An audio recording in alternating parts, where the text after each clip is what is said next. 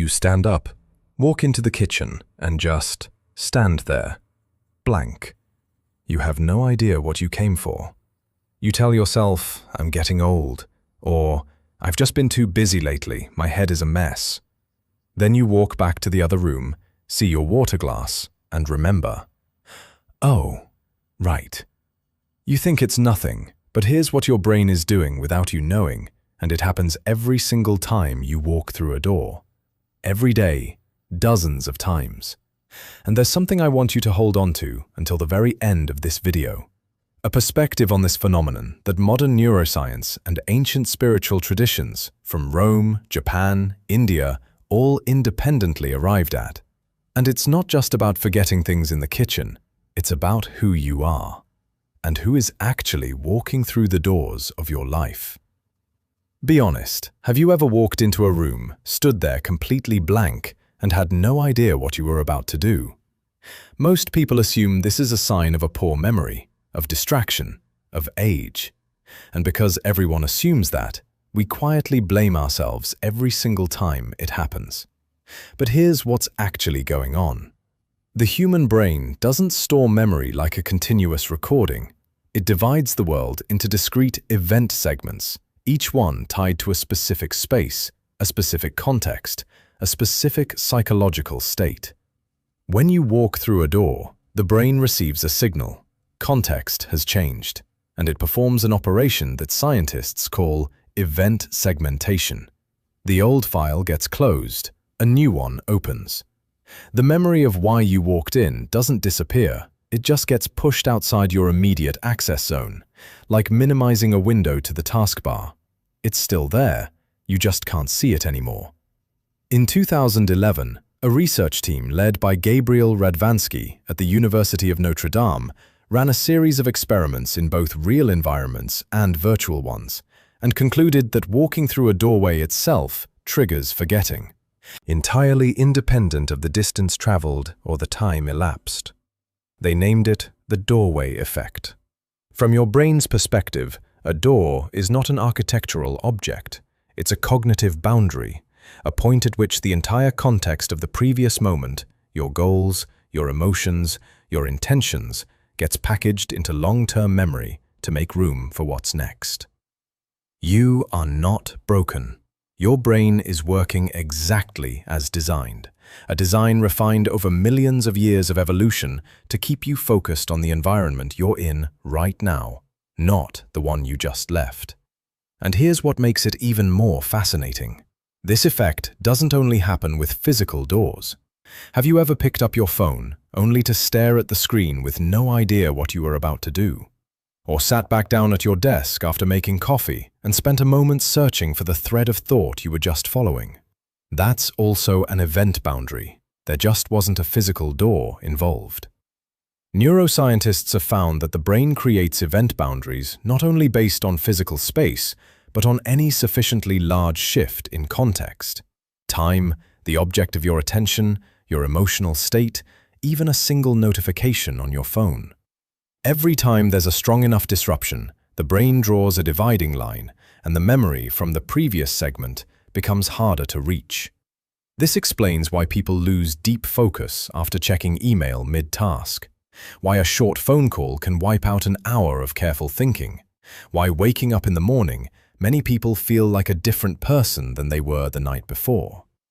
A 2017 study from the University of Birmingham found that humans process information in discrete events, not in a continuous stream. And the brain is constantly predicting when one event will end in order to prepare for the next.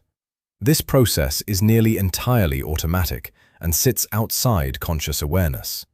From your brain's point of view, you are not living a continuous life.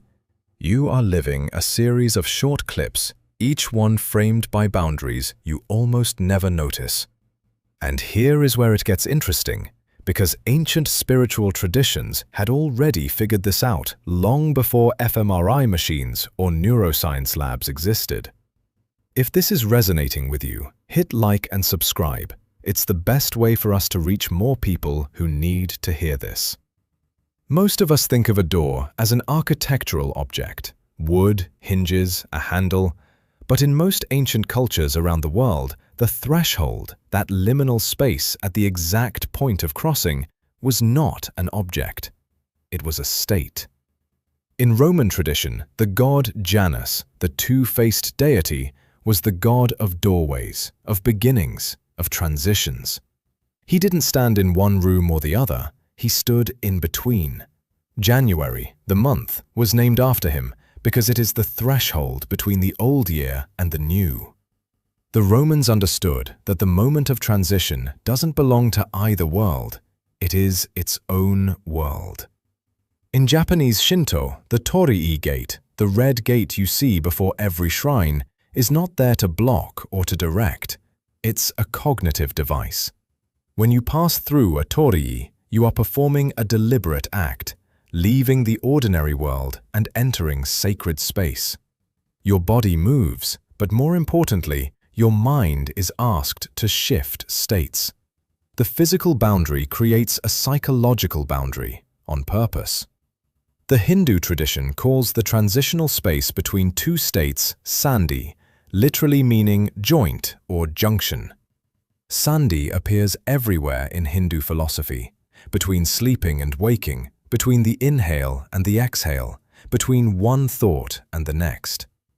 These are considered special moments, not because they matter practically, but because in the between, consciousness is at its most flexible, its most receptive. The Celtic tradition has the concept of thin places, locations where the boundary between the physical world and the world beyond becomes thinner. These places tend to be thresholds in a metaphorical sense, a shoreline that is neither fully land nor fully sea, dawn and dusk that are neither fully day nor fully night. These are places where people are urged to pay particular attention, because there, what is usually hidden might become visible. What's strange is this. All of these traditions, from different continents, different eras, with no knowledge of each other, arrived at the same point.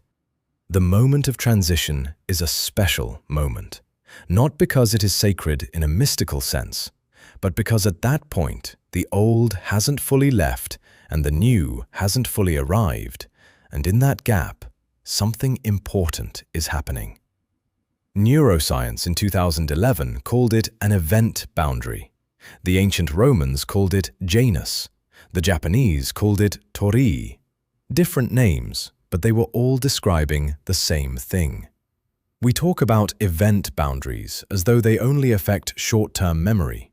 You forget someone's name, forget what you went to the kitchen for, lose the thread of a thought. And that's true, but if the brain segments memory by context, what happens to emotion? In 2016, psychologist Mark Howard at Boston University published research showing that the brain doesn't just segment informational memory, it segments emotional memory too. When you cross an event boundary, it's not only the memory of a task that becomes less accessible, the emotional state you were carrying also gets packaged into the old file.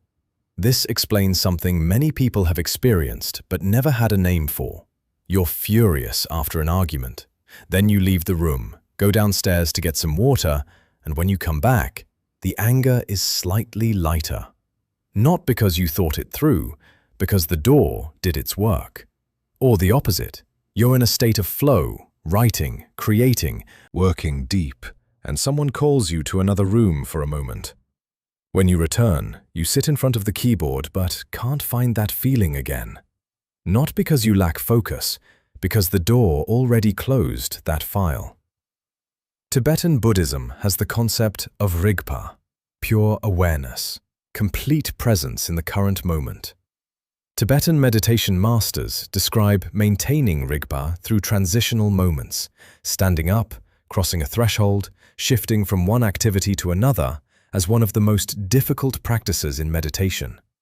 Not because the body is hard to move, but because the mind naturally tends to reset at every doorway.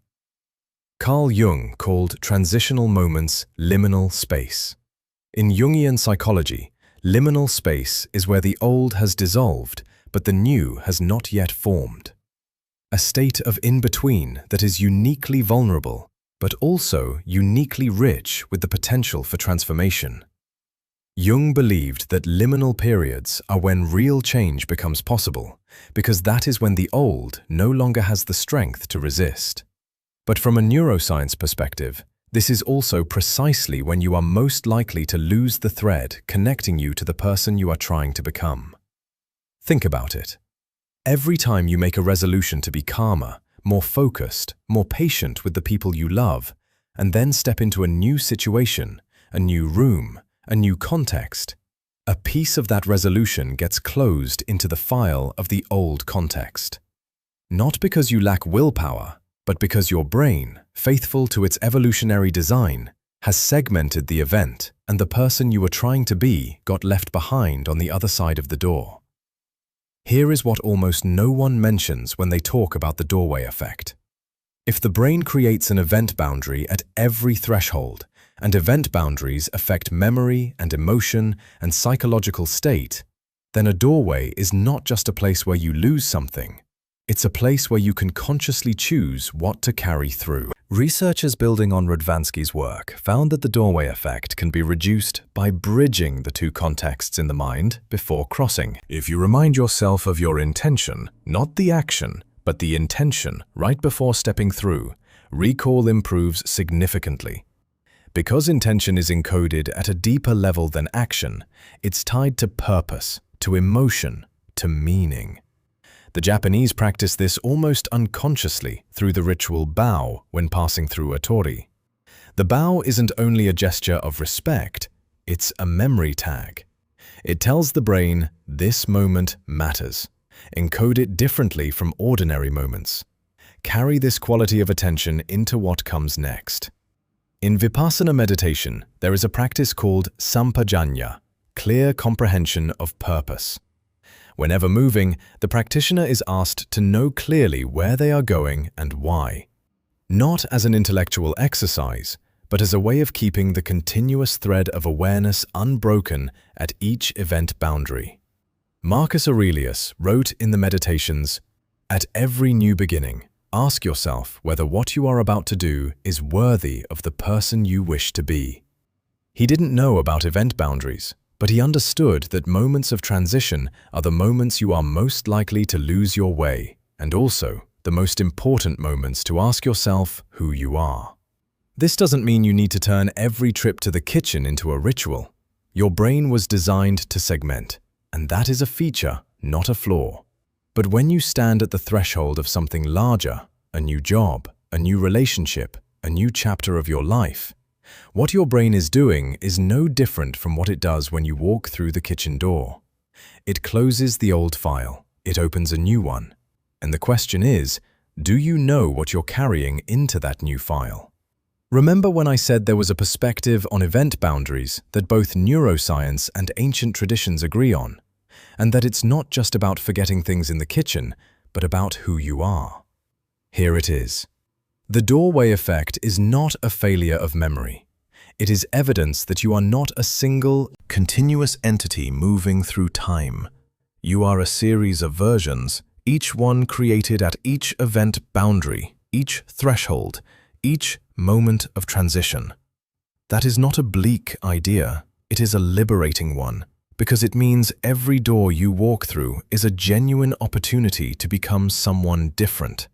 Not in a poetic sense, but in a biological and psychological one. Your brain is ready to open a new file. The question is whether you want to decide what gets written on the first page. The Japanese bow at the torii because they understand that what is changing is not just their position in space. Marcus Aurelius paused at every new beginning to ask himself one question, because he understood that intention does not survive thresholds on its own. Tibetan monks practice maintaining rigpa through every step because they understand that awareness is not a state you achieve once, but something you choose again at every doorway. And you, crossing dozens of doors every day, almost none of them consciously, you are constantly becoming someone new. The question is not whether it's happening whether you notice or not. The next time you stand at a threshold and can't remember why you came, don't rush back. stand still for just a second, because your brain is not betraying you. It is giving you a rare gift. The moment when the old file has closed, the new one hasn't opened yet, and in the space between two worlds, a version of you is waiting for you to decide who it will be.